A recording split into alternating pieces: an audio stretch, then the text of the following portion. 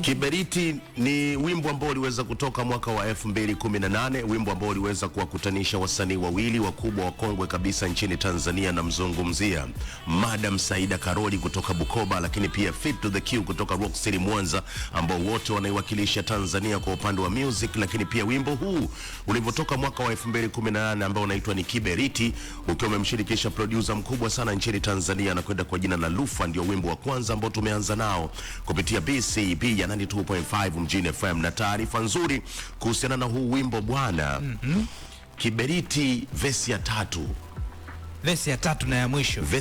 na ya mwisho kwenye wimbo, Fit Q ameongea tu, lakini alichokiongea kime make sense na kime make nguvu zaidi, kwa sababu ni ujumbe ambao ulikuwa unafikia raia moja kwa moja. Ogopa sana muziki wa hip hop, verse ya kwanza michano, verse ya pili michano, alafu verse ya tatu unakuja kupewa buzz za kuweza kuzungumza.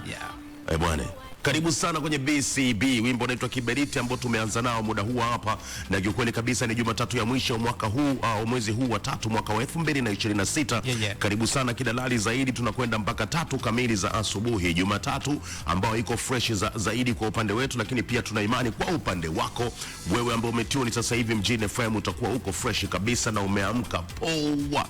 Lakini tunakwambia weekend ilikuwa na vitu vingi, ila kupitia BCB tutaweza kujaribu kuhusika navyo vile vitu ambavyo vimetokea weekend. Lakini pia pole sana kwa wakazi wa Geita, kwa sababu tupo kwenye msiba mzito sana wa kuweza kupoteza vijana watafutaji wa Kitanzania baada ya kupata ajali kubwa huko kwenye migodi kwenye machimbo.